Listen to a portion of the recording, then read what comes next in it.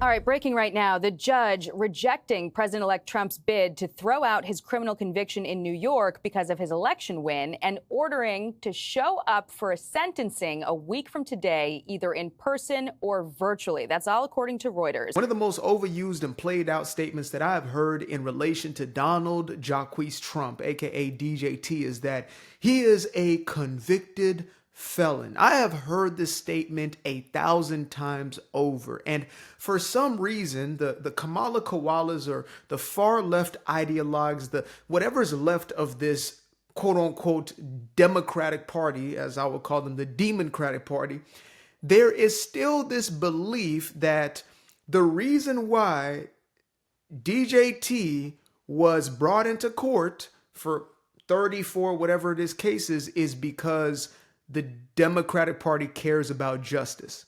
Now, let's take a quick, brief history into the Democratic Party. So we can start off in 1854 when the Republican Party was formed in order to fight or combat slavery within these United States, because up to that point, the Democratic Party had been fighting to keep slavery as an institution.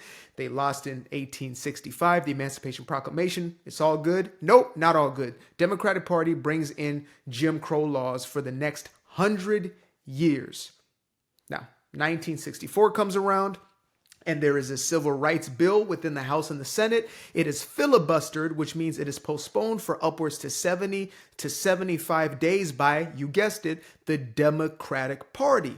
So that's just the historic context. Now, if we want to bring in a present day, we have, let's say, I don't know, Grandpa Joe Carcass Biden pardoning his son, who he promised not to do so for his entire 4-year run. So where's justice there? I don't know. Maybe the upwards to 1,600 pardons that he gave, or at least renditions of a pardon that he gave to a multitude of heinous criminals. White collar to, your regular thug who committed some heinous crimes that this man essentially gave pardons to at the very tail end of his own career. And so these are some of the examples of, how the justice system has been used by the Democratic Party. And so when you look at DJT, aka Donald J. Trump, why was it that before he ran for president, it seemed like he had no issues with the law, right? The man didn't have as much as a speeding ticket. And all of a sudden, this guy who hasn't smoked or drank his entire life is all of a sudden being pulled in as a convict. Well, it's simple, because perception is everything. We are going to convict you in the court of public opinion before you are ever convicted in the court of law. And in most cases that works. Well, guess what? This time around, it didn't, because the people are awake. We are the media now. We have platforms which we can access outside of the mainstream narratives, the propaganda that is pushed upon us, that is forced upon us. And so we end up speaking through our votes, getting this man to essentially legislate our mandate, the America First mandate. And lo and behold, not even 20 days away from the inauguration, we now have this. Let me go ahead and get into the story, and then I'll give my 2 cents. To show up for a sentencing. All right, breaking right now. The judge rejecting President-elect Trump's bid to throw out his criminal conviction in New York because of his election win and ordering to show up for a sentencing a week from today, either in person or virtually. That's all according to Reuters. Prosecutors had suggested putting the case on hold until Trump leaves office, but now he's facing sentencing before Inauguration Day. Constitutional attorney and Fox News contributor Jonathan Turley is going to be standing by on the phone for us in just a moment, but we have Clay Travis, I believe, with us still here. Clay, your reaction, this is just an incredible hour to go from, a win for the president-elect with the speakership and now sentencing before inauguration? Yeah, this is crazy. I will say the fact, as you just hit it, I've got the order in front of me right now, to allow him to appear virtually suggests to me that there is not going to be a substantial punishment coming from Judge Murphy. These guys are so desperate, y'all. Like at first, again, because, I like to give the benefit of the doubt, and maybe that's my issue. But at first I thought to myself, they're just sore losers. That's obviously why they're acting the way that they are. But at this point, I'm like, no, it's absolute corruption at its core. The entire thing is corrupted. They are using lawfare in order for this man not to become president because of what he represents. He represents a change of guard. They are protecting what they have built for God knows how long, and they will do anything in order to protect that. But like I said on my little TikTok video that I put on the same subject, you cannot stop what God has already started. It's simple as that. It's simple as that.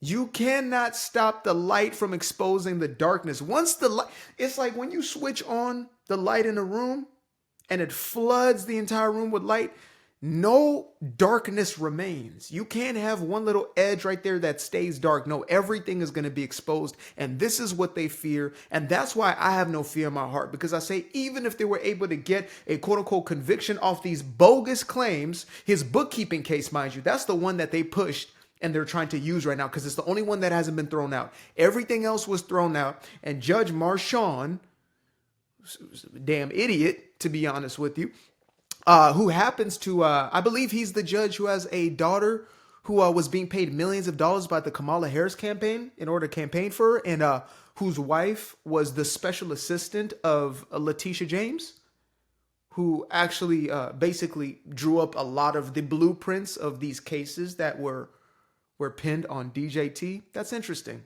How that would be the last man standing. While we have Fannie Willis over here about to be investigated for her corruption. It's real interesting. 10 days away from the inauguration, this is coming out. Interesting. Must be a coincidence. Must be coincidence.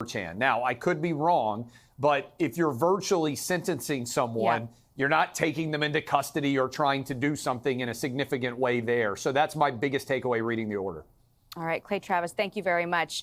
We want to bring in constitutional attorney and Fox News contributor Jonathan Turley now by phone. Jonathan, break this down for us. What does this mean? What are we likely to see play out?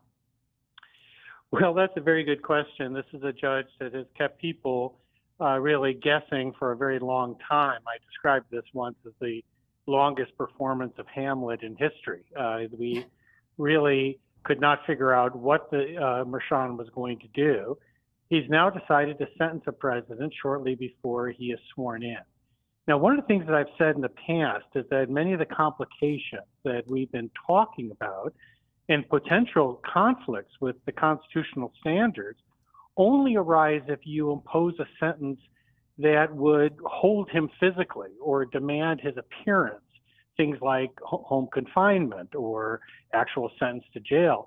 This would be a case where you would not even normally see a sentence for incarceration. So I've always doubted that that would be coming out of this case. And I want you guys to think about this, is the people who are behind what we're seeing here manifesting, right? The quote unquote deep state, the far left progressive, the Marxists in our government, whatever you want to call them, the enemies of the Western world, because it's not just America, it's the Western ideal that they're against. They are also the Nancy Pelosi's, right?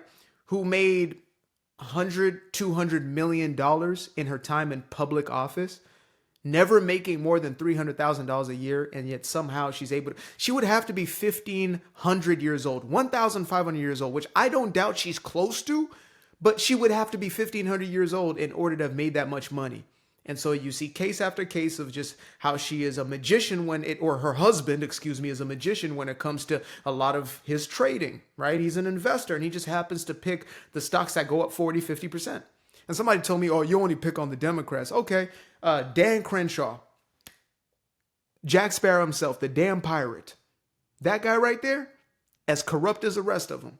There is a lot of crony capitalism crony politics that's going on that then feeds into crony capitalism. You know, people like to give capitalism a bad name. It's not capitalism or the free market that's the problem. It's the cronies. It's the buddy-buddy. It's government being in bed with business under... Again, it's one thing when you have it at top level, there's no problem.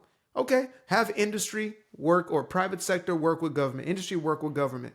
But once you start having these backdoor deals, these insider trading, hush, hush, I'll tell you what's going on here in order for you to invest. No, No. We're not doing that. And yet these individuals, Nancy has not been investigated and she needs to be investigated. Joe has not been and he needs to be investigated. The Obamas, and they have not. And so we have this man right here who came from outside of their damn swamp getting this type of treatment. Must be coincidence. The court may be looking at this and saying, I'm not going to trigger any constitutional problems because I'm going to hand down a sentence that's not going to bind him in any way or interfere with his carrying out his duties. The one thing that I have to say, if you put a positive spin on this, is the worst option is the one suggested by Bragg, that you should just suspend the sentence and keep the president as pending sentencing for 4 years. That was a perfectly horrific idea that's being pushed by many. And I think that many people on the We've got less than 30 seconds left in the show, but I want to ask you, what do you expect the Trump team to do in response to this? Can they appeal it? What happens next? I don't think they're going to have a lot of luck appealing this. I think the appellate court's going to want to see what he rules. Because if he comes down with a sentence that doesn't bind the president, then a lot of the constitutional problems fade away. So you expect that we will see the sentencing go through, we will see a sentence? Yeah, they may well appeal this, but the odds are always in favor of trial judges. And It's optics, optics, optics, optics. They want perception. I get it. They know they can't even get him in prison for this. They literally cannot. And I'm not saying because he's the president alone, but they said with this type of trial, most of them would not even be a harsh sentencing anyway. So they want the world to see him as this convicted man because they want obviously the optics of conviction. They want that to be blasted on every single media outlet to overshadow the inauguration. That's why I say, folks, it's not going to work. Nothing they do at this point, no amount of malice and evil can trump the good, all pun intended.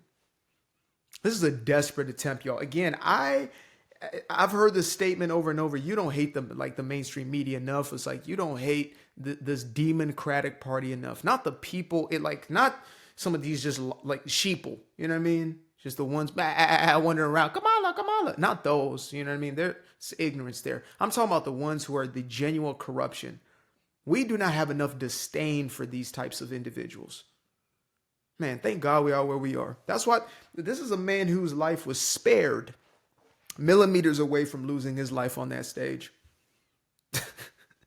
They don't know who they're messing with. They don't know. This is not a battle of flesh and blood, folks. But they don't know that one yet, I guess.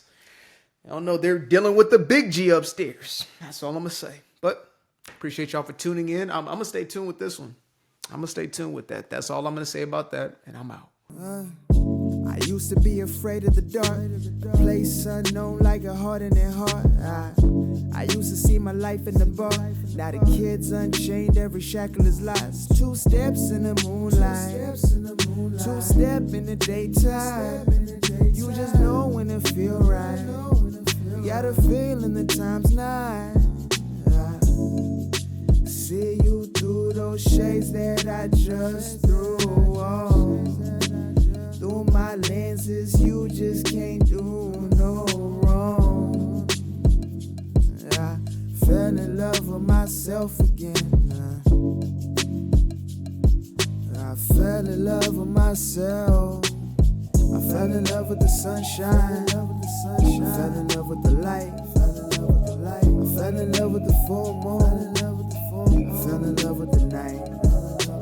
I can see the light again. I can see the light.